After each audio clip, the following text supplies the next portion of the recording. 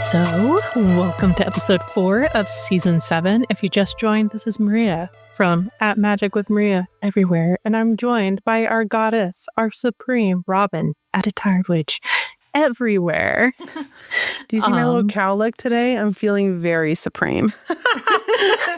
At least it's not something about Mary Supreme. Like that you're is good. true. That You're is good. true. If You're I good. had jizz in my hair, I would hope that someone, anyone, were Hey. to help a girl out in that moment. I heard the hair bump's coming back, so I heard that too. You're ahead of it. You're ahead of it. I had a boyfriend in college who we were in an In-N-Out Burger, and there was a woman who had like a really big bump it.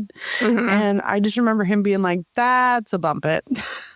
And that was like very funny to me at that time. Yeah.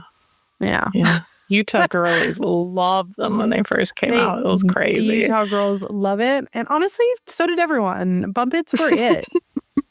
Thank you, Snooki from Jersey Shore. Thin-haired girls, because Oh my gosh. My camera just fell.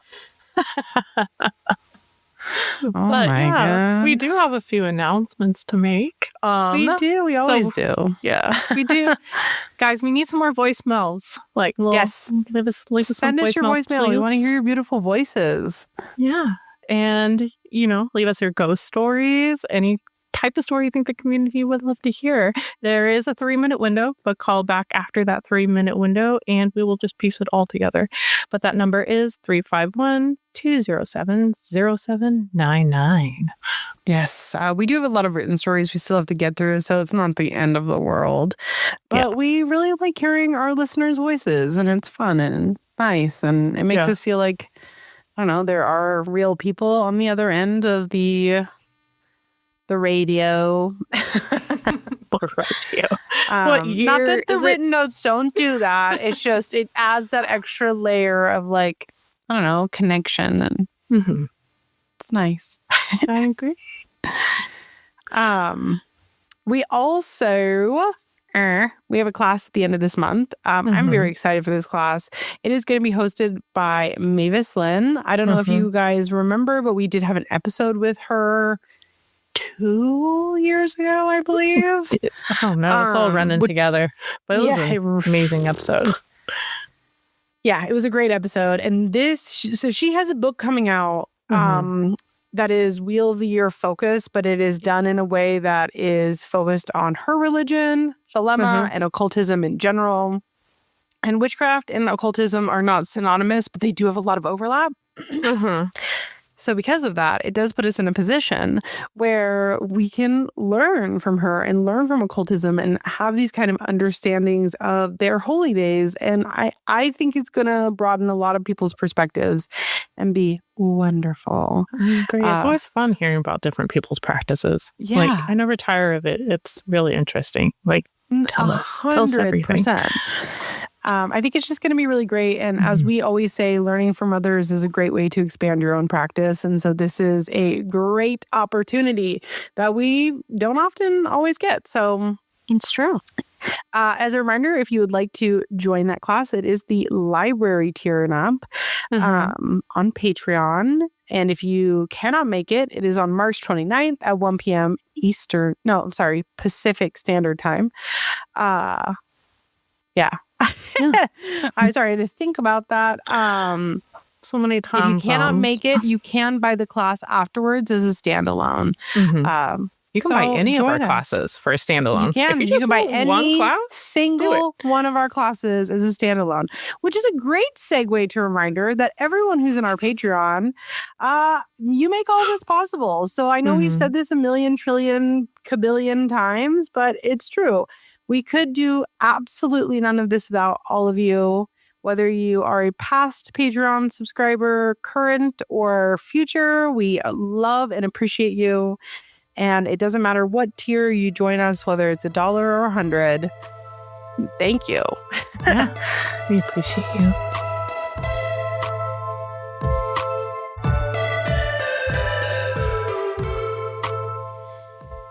If you've just joined us this week, every week we talk about upcoming astrological phases. As a reminder, this season we are talking about transits. We are not talking about moon phases. If you are interested in moon phases, we have 6 previous seasons where you can find the moon phase that works for you. And you can even join our Patreon. I do monthly outlooks where I give you the moon forecast. So, I mean, you can get information not to everywhere. Plug the Patreon a bunch, but it's true. It's true. Yeah. So we're not, I'm going to tell you the dates that they're falling on, but we're not going to dive into that too much. So that being said, from which the episode airs on March 20th, we have the sun entering Aries. For those of you who aren't familiar, that means that it is going to be Aries season, baby. It is also the astrological new year, which is kind of exciting. If you are somebody who wants to set New Year's resolutions and you're like, hey, I didn't do it in January. I actually think January is a very stupid time to do it. Same. Aries energy is great to work with some of this stuff. Really and it's literally the day before spring equinox. Exactly. I was just going to say that. Spring equinox is the next day. Like, let's set some resolutions if you haven't already. And remember that resolutions are just goals. Don't be mean to yourself. So from there, we then have Saturn moving into Pluto. I am like, my throat is so like phlegmy for some reason. Sorry. Sorry, everybody. The pollen's kicking out. And that is going to be on March 28th. This particular transit is very subtle, but it is also, I think, pretty powerful. Even though it's subtle, it's long-term magic.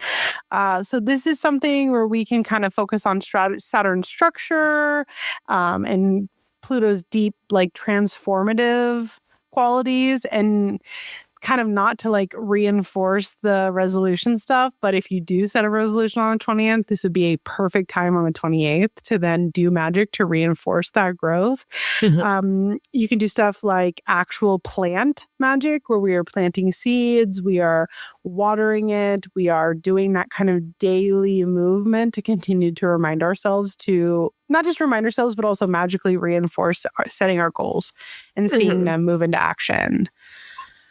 On March 30th, I can speak. March 30th, Venus is entering Taurus. This, in my opinion, romantically is like a very large exhale.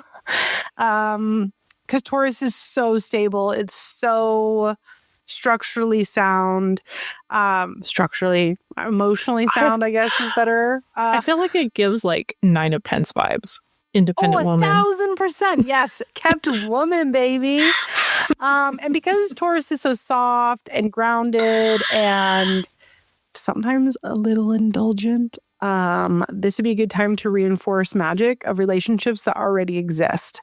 So this would not be necessarily a time to seek and love magic for brand new love, but instead, if you have love in your life, whether it is platonic or romantic, this would be a good time to do ritual for the sake of ritual to reinforce that relationship that's there and continue to call in energies that are grounded and honest and soft and loving and stable. And I'm laughing just because it was like, if you want a sugar daddy or sugar mama, I mean, this is the perfect time. It totally is. Oh my God, I would never say that, Maria. Let's cancel her, guys. It's hard out there, okay? Do what you gotta do. Do what you gotta do.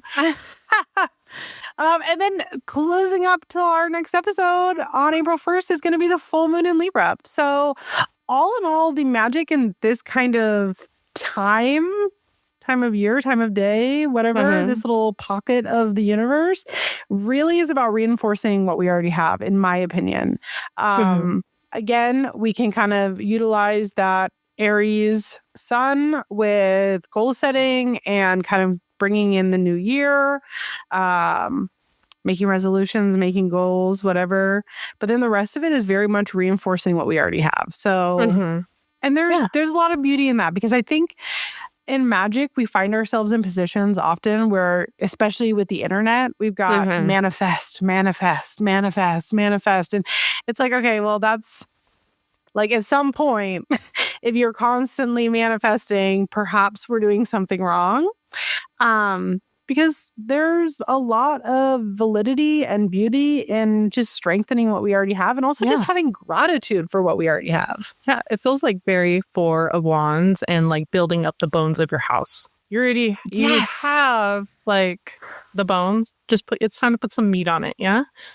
Yeah. That's a crazy analogy, but I'm living for it in some ways. That's crazy, bitch. Okay, put up the plaster. Put up the insulation. You just gotta build the bones and then add the meat to it, like some sort of reverse human making. I'll just slap a little meat on the bones, as one does. Yeah, do it.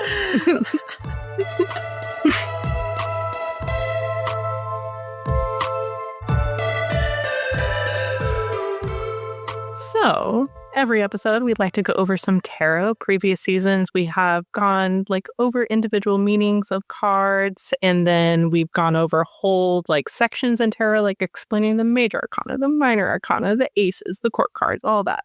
Then we went over themes, like what cards could represent friendship and what cards could represent love. And now we're kind of returned back to our roots and doing like a shuffle and draw, but kind of doing like a collective reading. So we're learning about the cards, but kind of like putting it to where we are now. And as with any collective reading, it might not resonate with you. And that is okay. We're not all a hive mind. We all have different lives. This is just like a general thing that people are experiencing. So let's go ahead we actually and are a hive mind. Hive mind. We actually are a collective hive mind, and that's all we do now. Yeah. Okay. So, speaking of which, so we've got the four wands. Oh my God, it literally is speaking of bones. Okay. That's so funny, actually. That's actually hilarious. But to go off what I said earlier, yes, the Four of Wands shows like we have the bones of the house. Like we have done so much building. We have laid very solid foundations to grow up from. And it's just like a time of just like celebrating how far we have come. And is it done? No, absolutely not. There's still things that's got to, get done. Like wedding is typically tied to this card because you're celebrating that you're getting together, that you have laid the foundations for your relationship, but you have years ahead of you within this relationship. Mm-hmm. And so it just shows like, yes, there's still work to do, but you can celebrate where you are now. And that is beautiful. And I always like to, during client readings, point out the tower on this card, especially in the Rider-Waite-Smith version of it, because the tower, from the tower in the major arcana, is present in the card, but it is whole. It is solid. It just shows that, right now, you don't have to worry about, foundations cracking, things being on fire. Right now, things are safe. Things are stable, even though it might not feel like it, but it is okay. You are okay. In this very moment, you are fine. Mm-hmm. Take a deep breath, enjoy where you are, celebrate it, and just keep working. Any thoughts? Any opinions? The only thing I would add is that this card for me is a big reminder that it's okay to celebrate ourselves even when things are crazy around us. Mm-hmm. Because the Four of Wands is all about structure, right? It's all about safety and stability, and it notes major life changes, major life accomplishments. So buying a house, having a baby, getting married, graduating, getting that promotion you really wanted, finishing that art project that you've been working on, right? Mm-hmm. And it puts us in this position where it's even if for other people your big accomplishment maybe doesn't seem like that big of a deal to them, it's okay for it to be a big deal for you. And it's okay for you to be awesome for me. I'm really glad that I did that. I'm really glad I accomplished that. Yeah. And it's I don't know, it's such a reminder that when we use things like marriage as an example, for a lot of people, that's a really big thing for them. That's a huge really life big celebration. Mm-hmm. Yeah. But for other people, they don't want that. And for them, it's just like, you know what? I was able to brush my teeth every single day this week. For them, maybe that is a huge life accomplishment, and you are so in your rights and welcomed to celebrate that. Yeah, absolutely. The journey's not done, but you can still celebrate where you are. Exactly. Everybody has their own little Four of Wands that is valid in their, life's journey. And that's kind of, I don't know, isn't that a good the Four point? of Wands moment. Yeah. Isn't that the point of all of this? Are you laughing at me? I think you should die.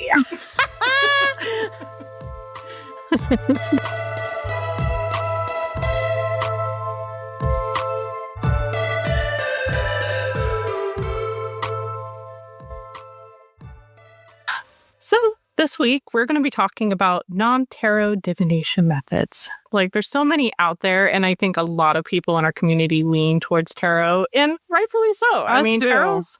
Yeah. I only own one deck, but us too. Yeah, a single deck. Don't turn around. One single deck. Around. Don't move your body at all. And what you see behind the curtain is actually an illusion that I want you to see. But yeah, there's just so many different methods out there in order to divine the future. And, that was a very correct sentence to say divine the future. And yet the way in which you said it, I doubted that was even a word. Oh, well, that's how things go with me. It's fine. But Robyn, what qualifies as divination to you? So to me, what qualifies as divination is anything that gives us insight to our present and our future, and even sometimes the past. Divining, of course, we always associate with the future, but I think that if we look to tarot as a great example with past, present, future spreads, it is such a great example that anything that gives us insight is considered divining. I also think it's really important to remember that when we are doing divination, that it is a path that we are currently on. Nothing is ever set in stone. And while it is insight that allows us the opportunity to make different changes if we don't like the future we want to hear. No, that's why I always tell my clients and stuff when I do tarot readings, you literally receiving this reading could change everything. Because you're going to make the decisions to, make changes where you need to.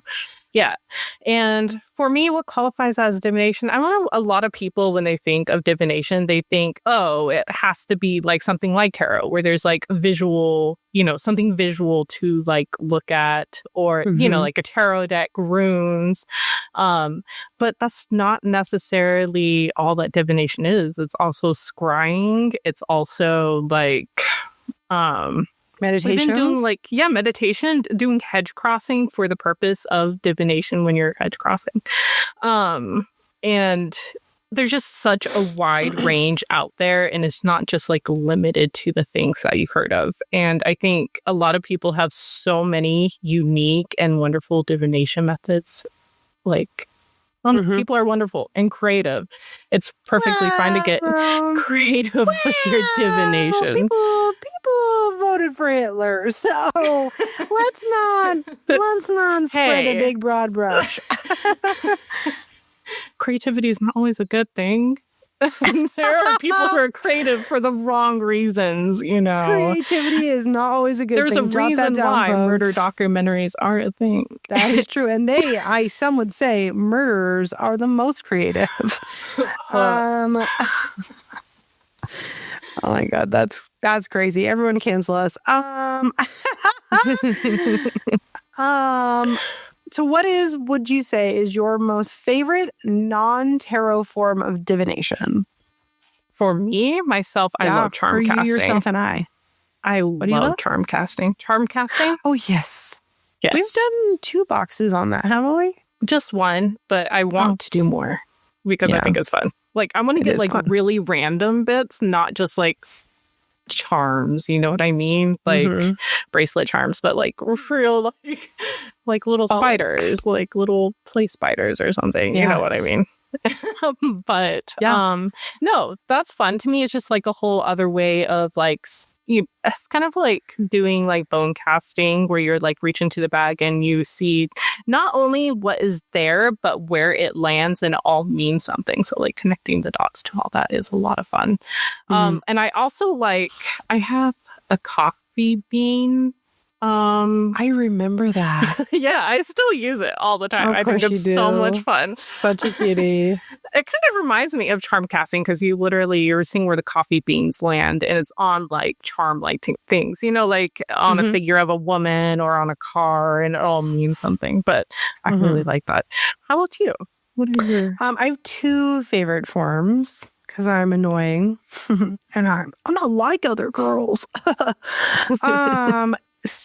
Ceromancy, when people are doing their divination, what I recommend that they do is they take their bath, whether it is a divination bath or a cleansing bath.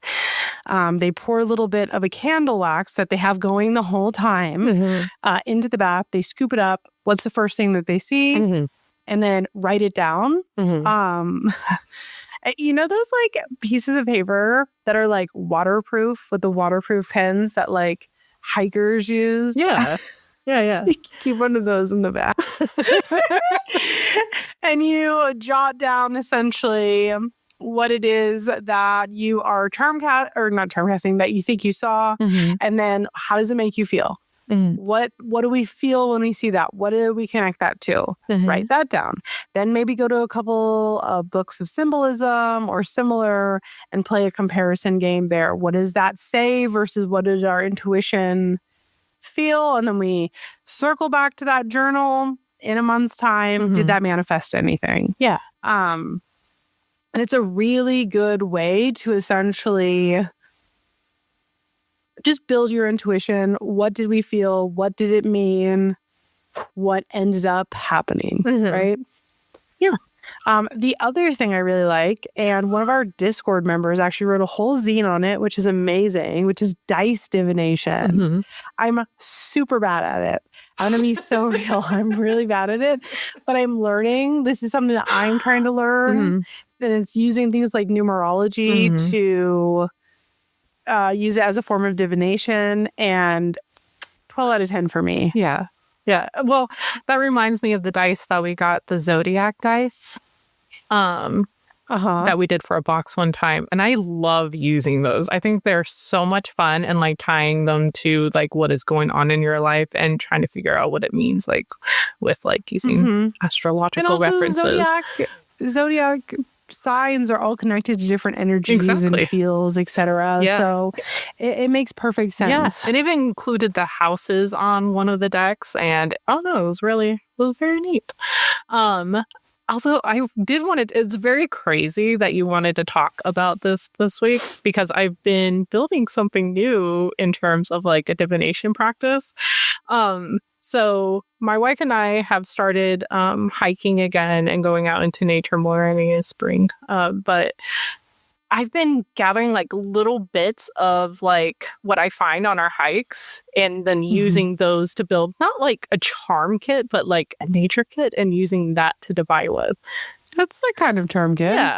Yeah. But like I've picked up like some twigs that I have found, acorns, and then some rocks, obviously, and just like random little bits of things that I find that I'm going to add to like a little bag. I love that. I really love that.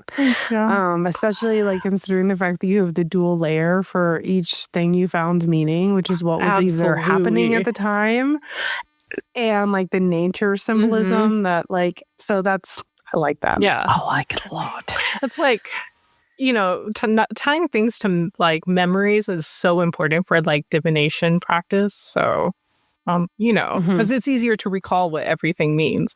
So, absolutely agree. But is there any other type of scrying that you do often? I wouldn't say often, but there's other types of scrying that I do in certain like scenarios. Like, I use candle scrying where you use the flame and you put a mirror behind it. And that is, I think, very useful, but I have to be in the, like, it has to be like a perfect storm of, I feel like my intuition is like really locked in at that moment.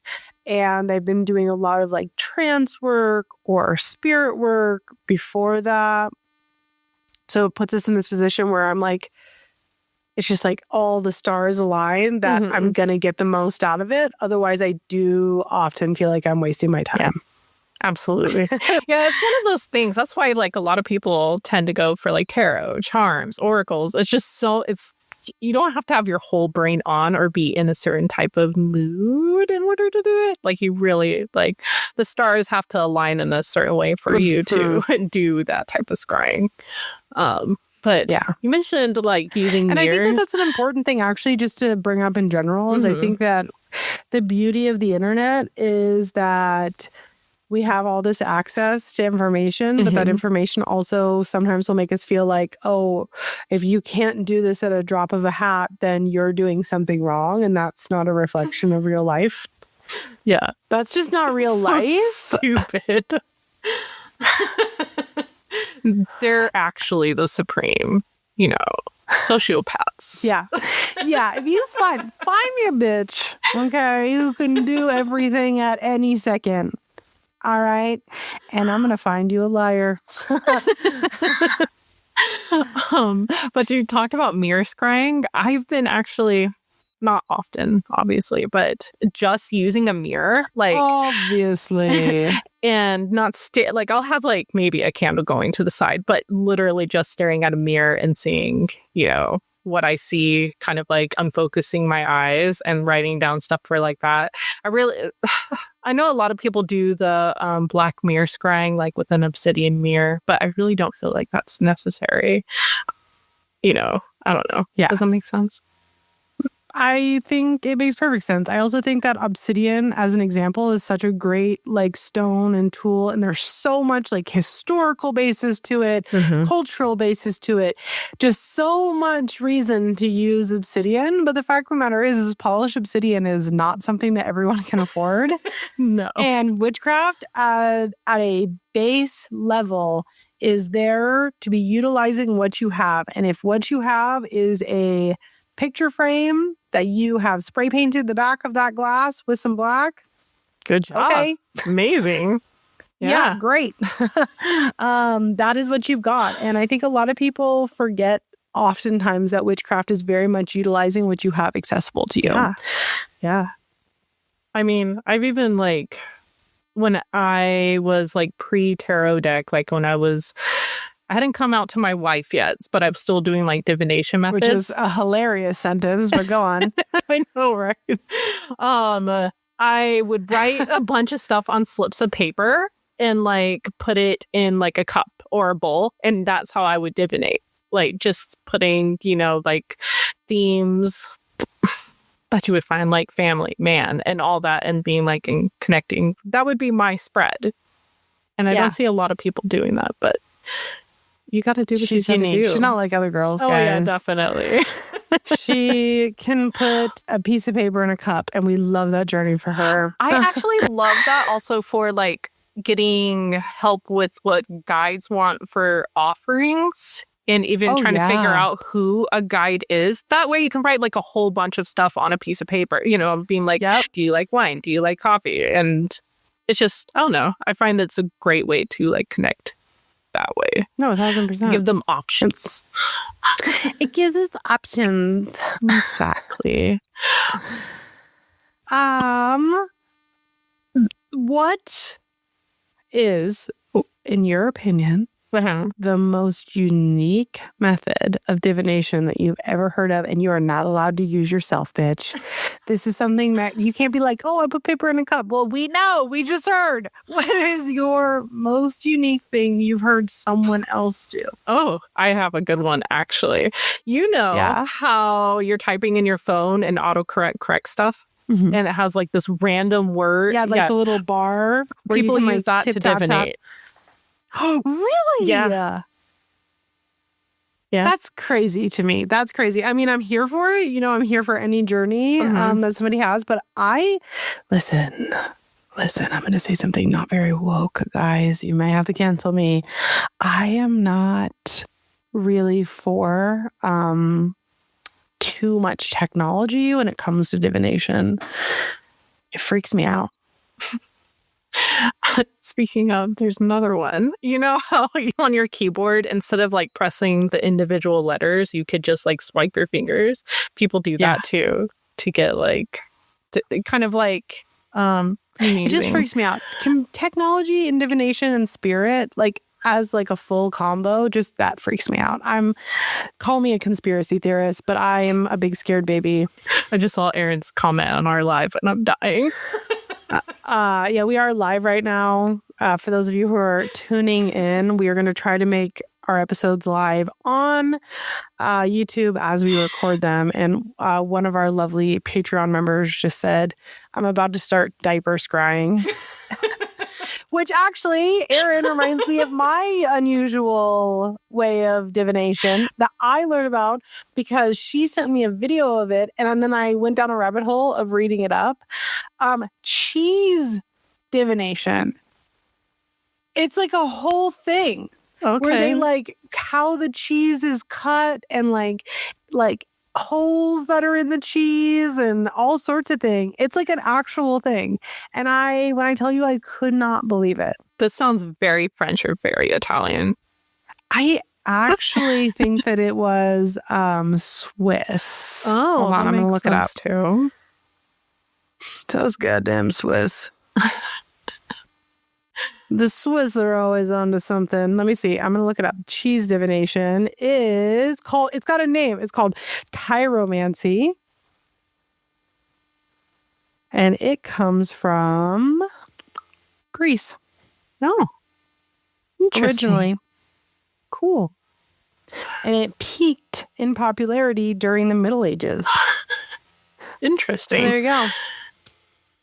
Divination that you can eat. So there you go. Well, some of us. So for those of you who are listening in, before we move on to our next segment, what is the craziest thing divination that you've ever heard of or done? We want that in the comments on Spotify or on Instagram. I want to hear it. Get crazy, get wild, okay? And if anybody says anything to do with scabs, just know I own the right to scabs legally. So you cannot say that. You'll get a cease and desist from me. Please tell me you don't divinate with your scabdar. Oh, who amongst us? Who amongst us is above divining with a scab jar? Come on. Huh? Oh, jeez. Oh my gosh.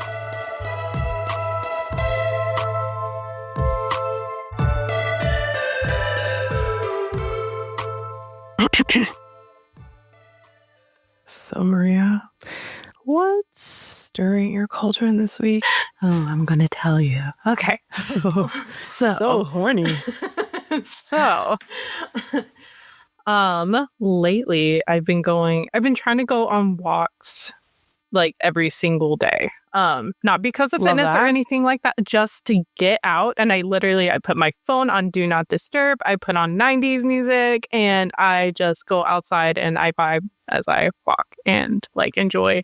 It's been actually really interesting because I've seen the changes, like changes with spring has been crazy here. Like we went from like things still being very sticky, like 6th season-y when I first started, and now the Bradford pear trees are disgusting and they're out. They smell so bad. But I'm also seeing more like insects come out and new plant life. Like literally on a walk I saw some wild violets and the dewberries are starting to get flowers, and I don't know, it's just been very good for my mental health and like actually prioritizing being present and tuning out for a little bit to tune in. And I don't know, I've just been really liking it. And I don't make myself go a certain pace or anything. I do record like where I'm walking and how fast I'm walking, but I'm not really holding myself up to anything. Guys, what is she's that? on Strava, And on there, she's saying, I'm the king of the mountain at my 35-minute walk, 1 mile walk. Strava is like Instagram for fitness. Oh. Speaking of, I was thinking. Francis is going to be editing this going, hey now, Strava's actually very sick and cool. No, even I do map my walk, and there's like a social media aspect to that, which is wild to me. Wild. Really? Oh, yeah. And people are on there like posting pictures of themselves and like saying how far they've walked. Map my walk. Well, Not My Walk is connected to Strava. That's why. Is it really? Yeah. I didn't know that. I just downloaded it like a week ago. You're like, I am just getting into this now. Frank is like king of the mountain of like fitness apps.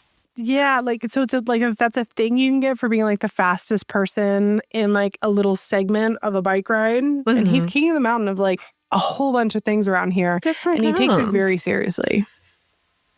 He'd be like, that fucking guy. Like, and like people use like electric bikes to like take his king of the mountain.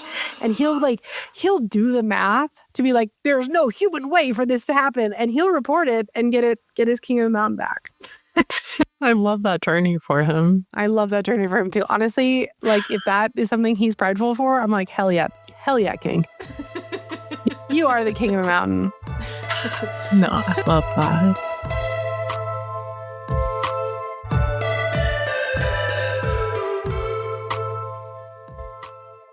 So, Robyn, what is not stirring your cauldron this week? Thank you so much for asking. You're so welcome. I actually have 2 things that are not stirring my cauldron this week. We're going to talk about the first one because it's very quick. And that is that dementia is very sad and I hate it. And I wish no one ever had to go through it. I'm just not going to extrapolate on that. I'm just leaving it at that. The second thing I'm not fucking with. This is specifically, I had written something else down and then I remembered this. Occult men do better. I posted, so there's some stuff going on behind the scenes with other people that I am not going to extrapolate on because that's their journey. That's not my business. I don't want to share other people's goss. However, men in the occult in general, as a general rule of thumb, tend to be very red-pilled and we don't talk about it. We don't talk about it as much as we should. And a lot of men white men specifically in the occult sphere, and again, this is not all men, # not all men, but enough of them that it's worthy of talking about. Forget that because we're fringe people, they actually have quite a lot of privilege and they do and say things that are super fucking inappropriate. Yeah. And then if a woman points that out, it then gets mansplained to said woman why we're actually wrong. And I think it's very different. It's very frustrating. And all I want to say about that is if you are a man listening to this podcast, especially a white man, but a man in general, do remember that while we are a fringe community, there is a lot of privilege that you have in this world that some of us do not have. Yeah. And perhaps we should just start listening and do less talking. Yeah. When somebody is explaining to us their experiences or similar. Do less talking, do more listening. And even if you don't agree with it, that person you're listening to, their perspective and their experiences are valid. So maybe just put it in your pocket and just kind of watch the situations happening around you and go, I didn't think I saw this before, but maybe I'm now noticing it. And when I see it, I will say something. Imagine how much better the world would be if they spoke up and spoke. Been like, no, dude, why are we saying this? Why are we doing this? Hold your fellow men accountable. Just hold them accountable. I don't think a lot of people really, male presenting people, I should say, really recognize or understand actually how dangerous it can be to be a woman in the spiritual, occult, witchcraft, fringe community. There's a lot of stuff that happens that is like pretty fucked up and would simply not happen if people spoke on it. As Lynn, who will be hosting our class, said, let me find it because it was very funny. She said, witch talk discourse. Are brooms a closed practice? Occult discourse. Should women be seen as human? And I feel like that really summed it up. So, but I also feel like that includes witch talk discourse. Witch talk also is like, are women human beings? Yeah. So just that frustrates me. So perhaps we just, I don't know, see something, say something.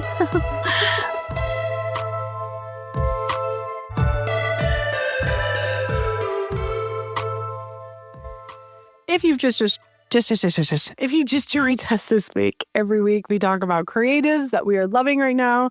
This could be anyone from small businesses, social medias, books, art, other podcasts, or things that we just found that we're like, we're fucking with this. As a reminder, these are not ads. These are just things that we saw that we like. And if you got someone that you are rocking with, we also do listener submissions. So send it to us. We would love to hear it. Yes. That being said, Maria, who are you fucking with? I'm going to try my very best to pronounce this. It's sano.atelier? Atelier? Yeah. I don't know. But they make a pomegranate ceramic candle holder that is very pretty and so cute. I am right now in a pomegranate phase, like drinking it and then also buying all the pomegranate stuff. So, anything that is made by hand. Remind me later to tell you Francis's pomegranate story. Okay. Continue. Okay.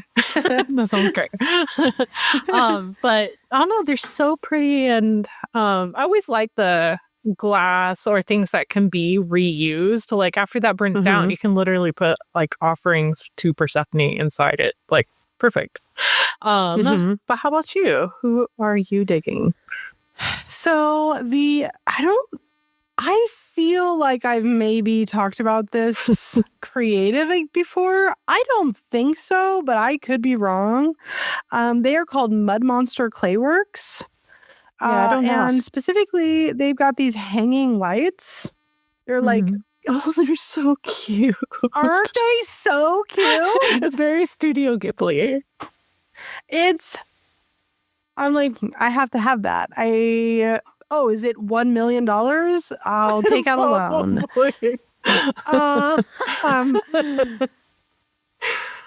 So I'm fucking with that 1,000 million trillion %. I need to have that in my life. I need to have that right here on camera at all times. I love it. Yeah, I've never seen anything like that. I love it. Me so fucking cute. either. I'm like, that's a 10 out of 10. 10 out of 10. I gotta have that. Our listener submission this week is a creator called wanderingrabbitarts. Very cute stuff. Specifically, what was sent to me is a unicorn painting. I like the dishes. Give me the dishes, 10 out of 10. Those are 10 so out of cute. 10. Yeah, I'm effectively obsessed. So that's a 12 out of 10. If you have someone that you think the community would love to hear, please send it to us on Instagram or email us at submissions@coffeeandcauldrons.com so we can share them. Yeah.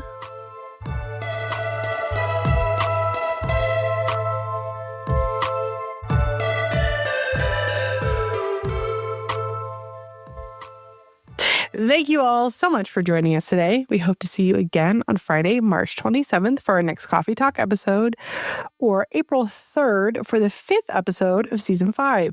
You can keep an eye out on our social media or head to our websites, coffeeandcauldron.com, to find out more information and see what we are up too. And don't forget to join us on March 29th at 1 p.m.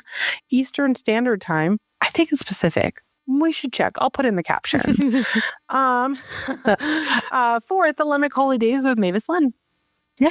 And additionally, our Patreon Magical Beginnings offers a huge library about articles about witchcraft. I'm literally finishing up an article on like journaling to deepen your practice. It's going to be very fun. I love it very much. And we have a Discord community full of fun events and discussions and people. Like we have so much going on. We have book club. We have games, like Robyn's hosting a D&D night. Yeah, I forgot. We're doing that next weekend, and I'm so excited. Yes. So, like, so much is going on. And then we even offer tiers that offer and we one-on-one have a conspiracy theory party the night before. Oh, well.